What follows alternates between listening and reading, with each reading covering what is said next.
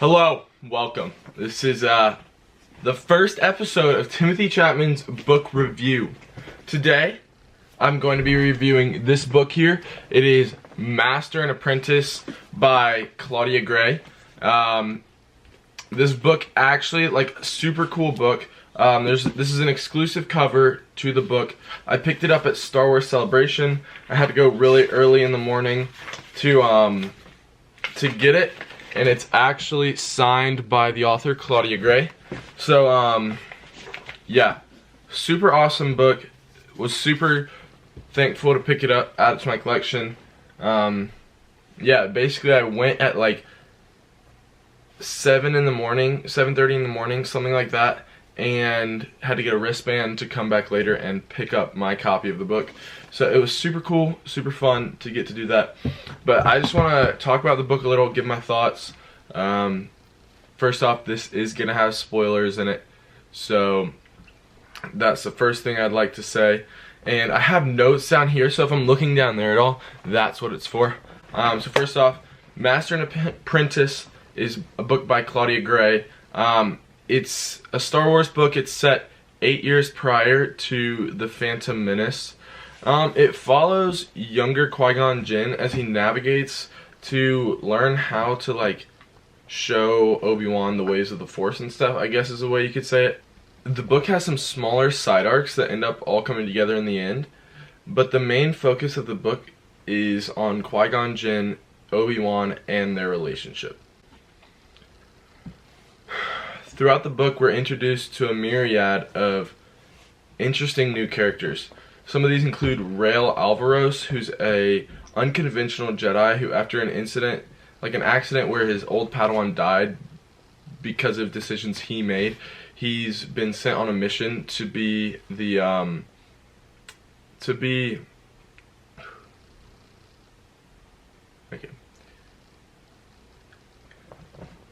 Throughout the book, you're introduced to a myriad of characters. One of the main parts who are super interesting and new that we've never seen before. Qui-Gon and Obi-Wan get sent to her planet because she's signing a treaty that gives over her he was Count Dooku's first apprentice, and he's just really an unconventional Jedi. He doesn't seem to follow what the order would have him to a lot of the times, and so we get to see him.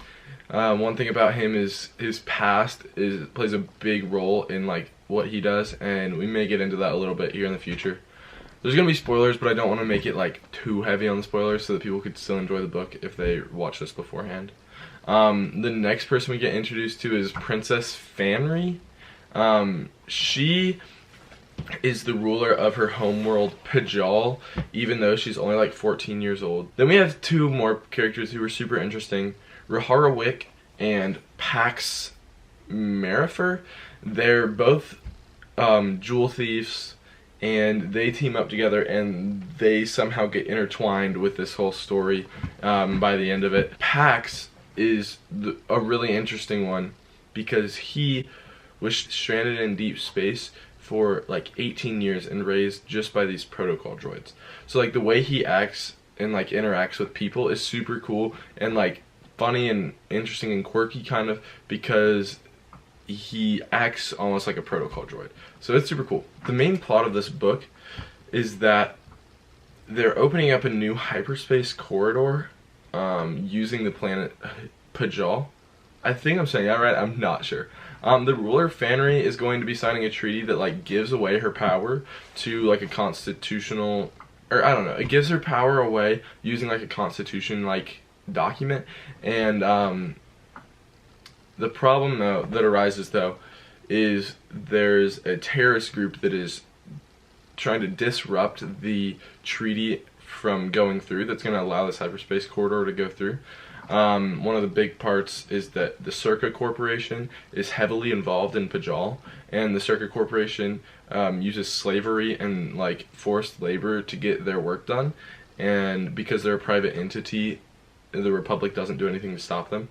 So people are upset about that, and the Jedi, Qui-Gon and Obi-Wan, are called in to help make sure this treaty goes smoothly, as well as like figuring out why the terrorists are doing these things and like if there's any merit to what they're hoping for. One of my favorite aspects of this book though was seeing the relationship between Qui-Gon Jinn and Obi-Wan develop.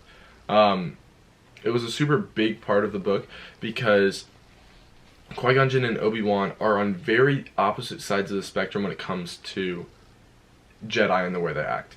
Qui-Gon is not super conventional, and he goes against the rules, and he pushes the boundaries and does what he feels is right and moral a lot of the times instead of what the council says he should do. And then Obi-Wan is following every rule to the T, basically. Basically, from the start of the book, though, they're both questioning if this pairing as master and apprentice, or master and Padawan, has been the best thing for them. You see that they just don't know if they've been paired correctly. All of this is further brought into question when Qui-Gon is offered a seat on the Jedi Council. If he accepts, he would no longer be able to have Obi-Wan as his Padawan. One thing that I really appreciated Claudia Gray doing was the way she handled the character interactions. It really made you feel what the characters were feeling. There's one instance in the book where Obi-Wan goes behind Qui-Gon's back and does something that Qui-Gon explicitly said that they shouldn't do. And you could feel the hurt that Qui-Gon felt. And then you can see the sense of pride in Qui-Gon when Obi-Wan starts to finally like find his way and work together with Qui-Gon towards the greater goal. One of my favorite moments in the book was actually when Obi-Wan was questioning Qui-Gon Jinn about why he kept him at the basic lightsaber form when they were training, because most of the other Jedis and Padawans had gone on to these flashier, more advanced techniques that looked cooler and were more fun, I guess, to dive into.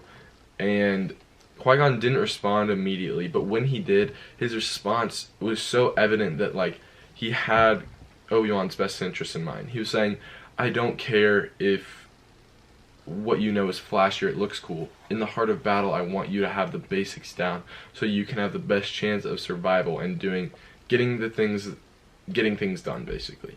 It was super cool for Obi-Wan to realize that even though he didn't understand all of his master's tactics or understand why he did a lot of what he did, ultimately he was looking out for his best interest and trying to make the choices that would benefit both of them as a master and Padawan relationship goes. The book also focuses heavily on Jedi prophecies and delves into how these can be interpreted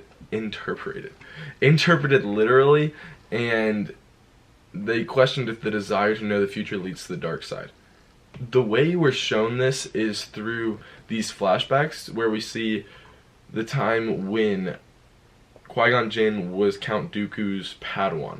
And it was super cool to be able to see this different side of Count Dooku that we've never been exposed to before. He's this like master, and you can tell he cares for his Padawan in like a weird way almost.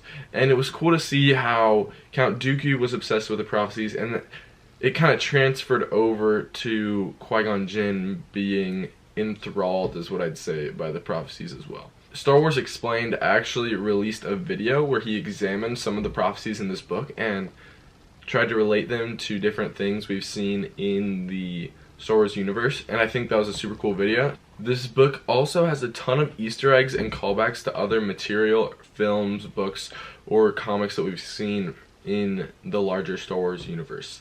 One of my favorite ones of these is we figure out why Obi-Wan hates flying. And it was like a super cool, like funny moment to be able to be like, that's why he did it. So, I don't know. It's just stuff like that that makes this such an enjoyable experience that Claudia Gray really took the time out to like make sure she included things, like give you a reward for being deeply invested in the Star Wars universe. All in all, I'd say this book is a really fun story for any Star Wars fan that's looking to find out more about Obi-Wan, Qui-Gon, or just the Star Wars universe in general. Claudia Gray does a fantastic job of letting us into the minds of these characters and making us care about them and care about what happens to them. Also, the story has a great twist in the end that makes you question everything that's happened up to that point.